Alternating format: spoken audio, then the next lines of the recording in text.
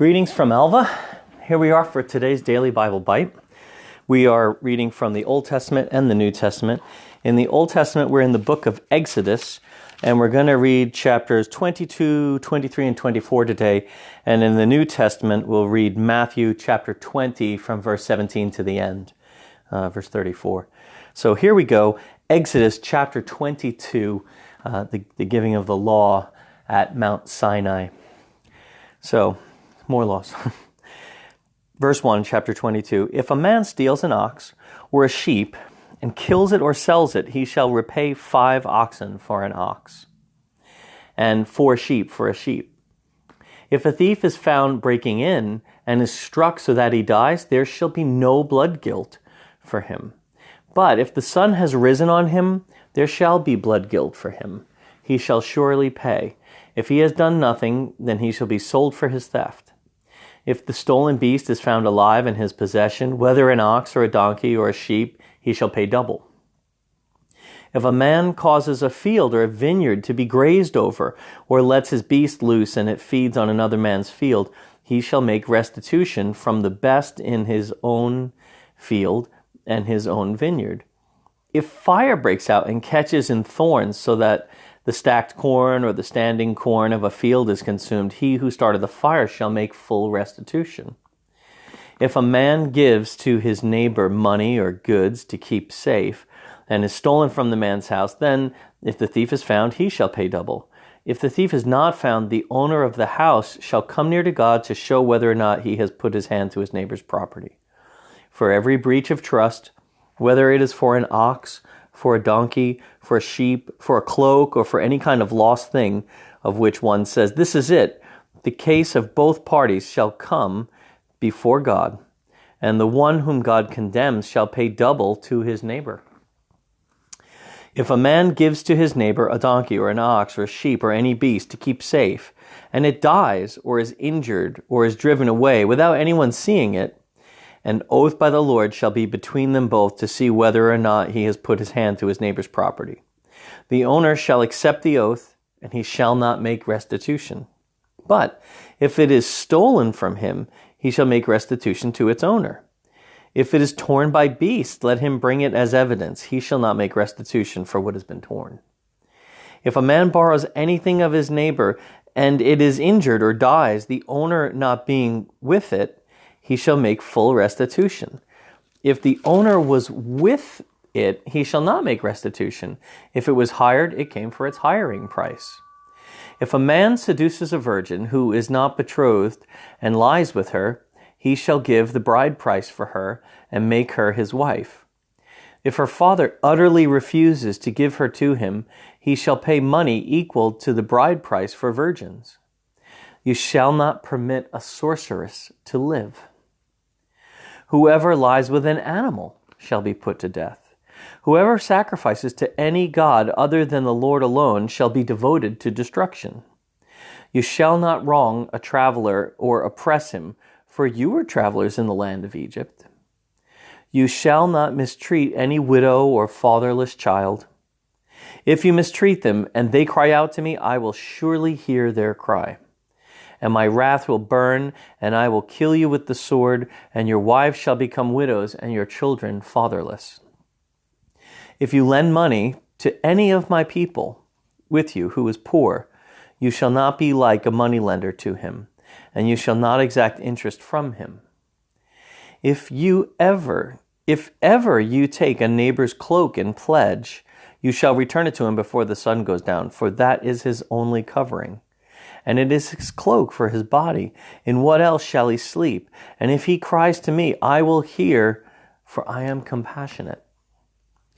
You shall not revile God, nor curse a ruler of your people. You shall not delay to offer from the fullness of your harvest, and from the outflow of your presses.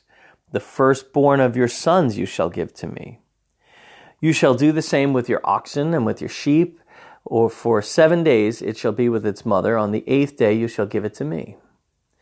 You shall be consecrated to me. Therefore you shall not eat any flesh that is torn by beasts in the field. You shall throw it to the dogs. And that's the end of chapter 22. Chapter 23 says, You shall not deal a false report. You shall not spread a false report. You shall not join hands with a wicked man to be a malicious witness. You shall not fall in with the many to do evil, nor shall you bear witness in a lawsuit, siding with the many so as to pervert justice, nor shall you be partial to a poor man in his lawsuit. If you meet your enemy's ox or his donkey going astray, you shall bring it back to him. If you see the donkey of one who hates you lying down under its burden, you shall refrain from leaving him with it. You shall rescue it with him. You shall not pervert the justice due to your poor in his lawsuit. Keep far from a false charge, and do not kill the innocent and righteous, for I will not acquit the wicked. And you shall take no bribe, for a bribe blinds the clear-sighted, and subverts the cause of those who are in the right. You shall not oppress a sojourner. You know the heart of a traveler, for you were travelers in the land of Egypt. For 6 years you shall sow your land and gather its yield, but the 7th year you shall let it rest and lie fallow, that the poor of your people may eat, and what they leave the beasts of the field may eat. You shall do likewise with your vineyard and with your olive orchard. For 6 days you shall do your work, but on the 7th day you shall rest, that your ox and your donkey may have rest, and the son of your servant woman and the alien may be refreshed. Pay attention to all that I have said to you, and make no mention of the names of other gods, nor let it be heard on your lips. 3 times in the year you shall keep a feast to me. You shall keep the feast of unleavened bread, as I commanded you. You shall eat unleavened bread for 7 days at the appointed time in the month of Abib, for in it you came out of Egypt. None shall appear before me empty-handed. You shall keep the feast of harvest, of the first fruits of your labor, of what you sow in the field. You shall keep the feast of ingathering at the end of the year, when you gather in from the field the fruit of your labor. 3 times in the year shall all your males appear before the Lord. You shall not offer the blood of my sacrifice with anything leavened, or let the fat of my feast remain until morning. The best of the first fruits of your ground you shall bring into the house of the Lord your God. You shall not boil a young goat in its mother's milk. Behold, I send an angel before you to guard you on the way and to bring you to the place that I have prepared. Pay careful attention to him and obey his voice. Do not rebel against him, for he will not pardon your transgression, for my name is in him.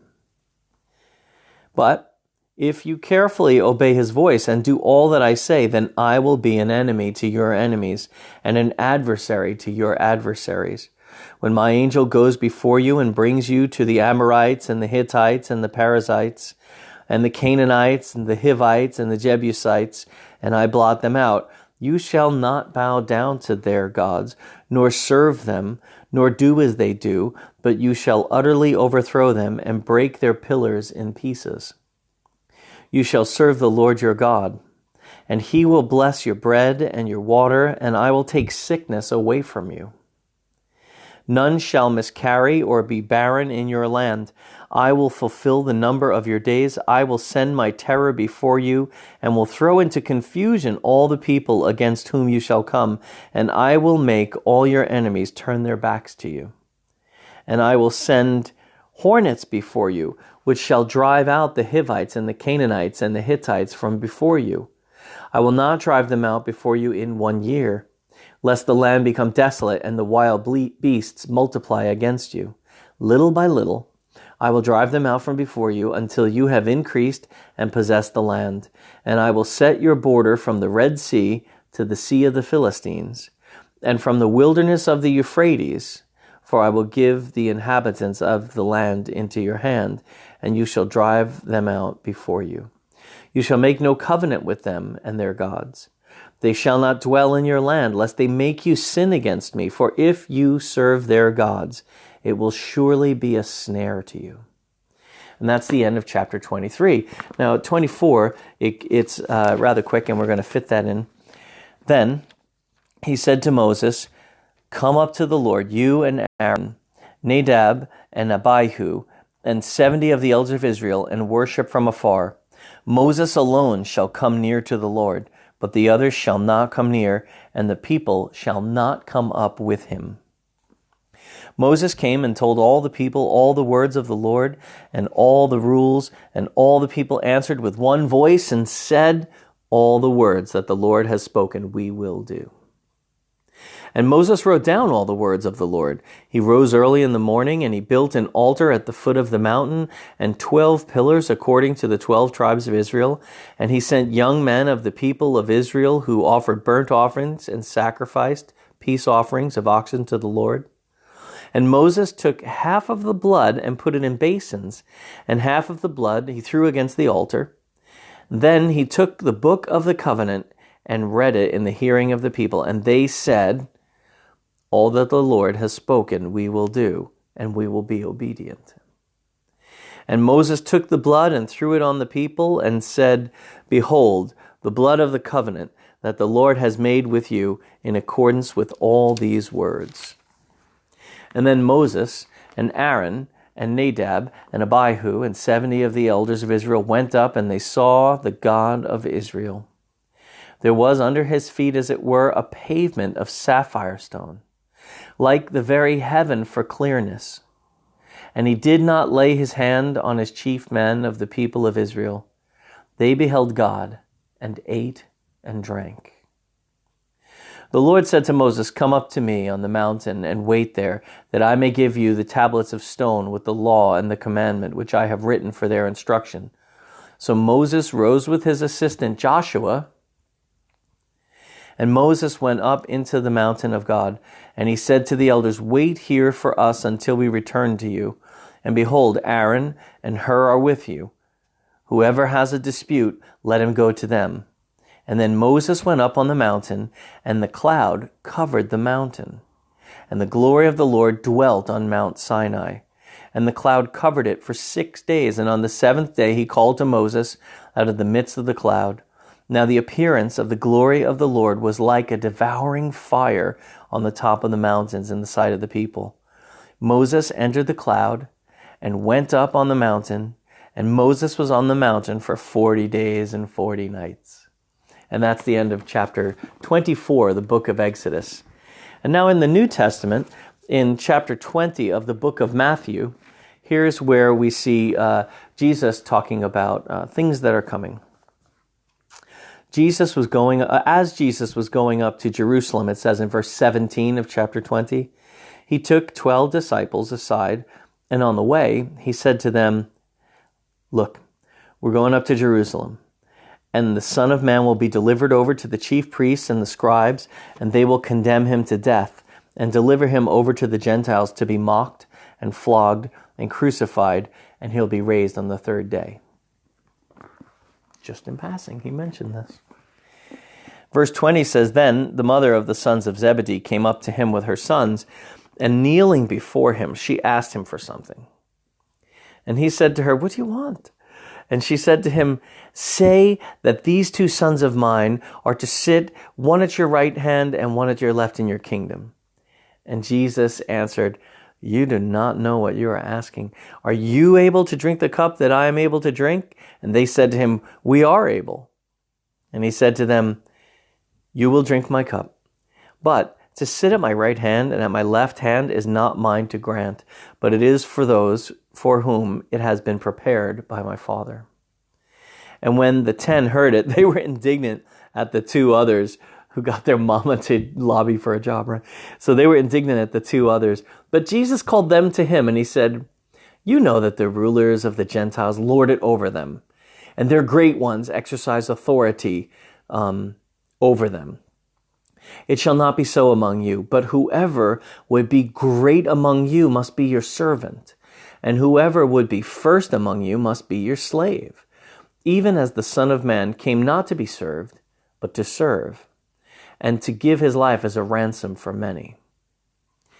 And then just finishing up, verse 29 says, as they went out of Jericho, a great crowd followed him. And behold, there were two blind men sitting by the roadside. And when they heard Jesus was passing by, they cried out, Lord, have mercy on us, Son of David. And the crowd rebuked them, telling them, be silent. But they cried out all the more, Lord, have mercy on us, Son of David. And stopping, Jesus called them and said, what do you want me to do for you? And they said to him, Lord, let our eyes be opened. And Jesus, in pity, touched their eyes, and immediately they recovered their sight and followed him. And that is the end of chapter 20 of the book of Matthew in the New Testament. That's the end of our week. Bible Bites has happened every day, Monday to Friday. If you're enjoying this, tell your friends. If you know anybody who missed a day and they've given up and they're discouraged, just jump back on the bus. Just ride it starting Monday and catch up with the other stuff over time on Facebook or on YouTube. You can find the old recordings. But just keep coming. Don't be discouraged. And we'll get through the Bible in a little more than a year because we're taking weekends off. So God bless you. It's a good thing to know the Word of God. And are you learning stuff you didn't know before? You probably are. We'll see you next week. Take care. God bless you.